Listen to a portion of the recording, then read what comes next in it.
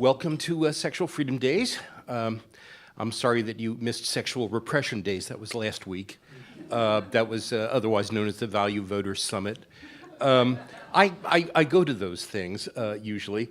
I think the first one I went to was back in 2000.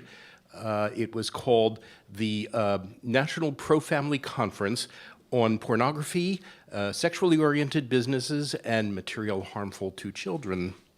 It was thrown by a guy named Phil Buress, who's kind of big in Cincinnati in the censorship movement. He's a good family man. He's only been married 3 times, and the conference was specifically held in a hotel in northern Kentucky, where they made sure that the pay-per-view on the hotel system didn't have any porn, because after all, you wouldn't want to have the you wouldn't want to make those people actually have to choose whether to watch adult entertainment or not. They had a host of speakers there that I won't go through the whole list of them, but for instance, they had a group there that at the time, you may remember, Howard Stern was on regular AM radio, and they had a group there that monitored Howard Stern every day and wrote down any indecent language or anything sexually questionable that he might have said, and they would regularly file reports with the FCC, which is probably why he was subjected to millions of dollars worth of fines. But I mean, some of the people there were literally insane. For instance, there was a woman named Jan LaRue who has variously served as House counsel for the Family Research Council and Concerned Women for America, both of which are important censorship groups. They're both pretty active. Jan said during her lecture on the dangers of sexually oriented businesses, she said about a small strip of adult stores in Orange County, California, men sit on the curb in front of these businesses masturbating in the middle of the afternoon.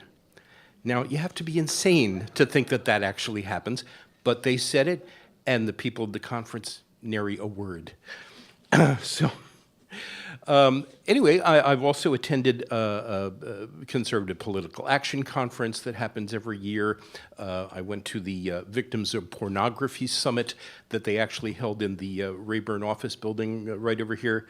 And these things attract just the most interesting people. And in fact, although the Victims of Pornography conference didn't really attract any victims of pornography, but a lot of people talked about them.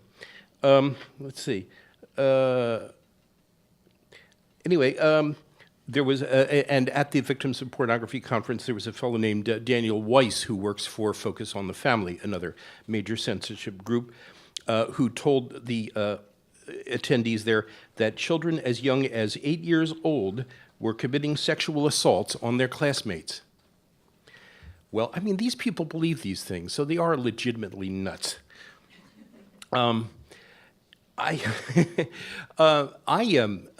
Just a little bit about my background. For about 20 years, I was a court reporter, one of those guys with the little steno machines, and I would write down what people said in depositions and minor court hearings. I wasn't in the real courts. But I did get to meet a lot of attorneys, and I have to say, though, that the ones I've met since I worked for AVN have really been a lot nicer. So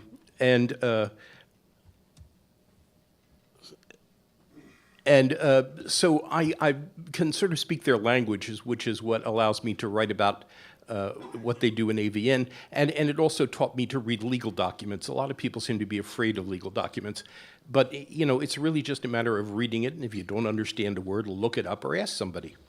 I also do a lot of reading on First Amendment issues and sexual issues. Certainly, one of the best books I've read recently is a book called Girls Lean Back Everywhere by Edward de Grazia. It sort of traces the history of obscenity prosecutions from the late 1800s up to about 1992 or 93. I've also, another good book is Not in Front of the Children by Marjorie Hines, an ACLU attorney, covers a certain amount of the same material.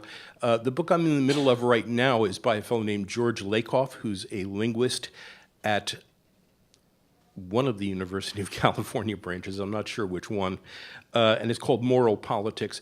And essentially it explains the difference between the liberal view of sexuality, the liberal view of essentially raising a family, the liberal view of morality, and the conservative view. It's really very interesting, and I recommend it to you. I'm also in the middle of something called American Taliban by Marcos Melitsas of Daily Kos, and that's very good too. And it's got a whole chapter on sex, and the guy seems to know what he's talking about.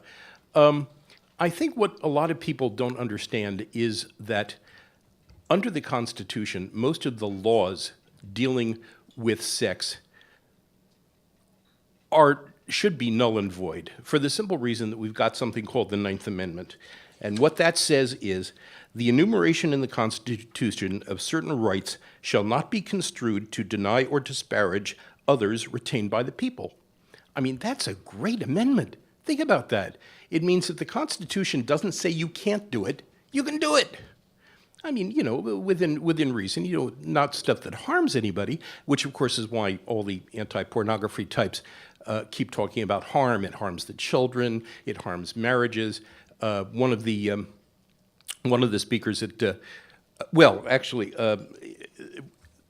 in this very building about 8 months ago, they had a conference to introduce something called a report, supposedly, prepared by the Witherspoon Institute, which is a conservative religious organization, called The Social Costs of Pornography. And it's called a report, but in fact, there's no science to it. You're probably familiar with the difference between empirical and anecdotal evidence.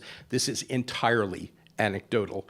And for instance, some of the things that people there said include, let's see, one of the guys says, "It is evident to Christians that pornography is sinful in itself." And later on in the same report, he said, "The duty of society to prevent harmful speech eventually fell before the liberals' confidence that censorship was generally, maybe always, more harmful than any speech itself could be."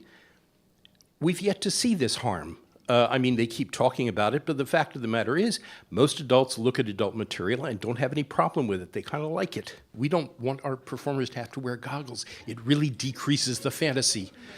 And so they've had 3 hearings on that so far. There's another one happening in San Francisco on October 25th that I will also attend. That's another thing that I do in my job as a reporter, and now you kind of have an idea of what I do during the day. And thank you for your attention.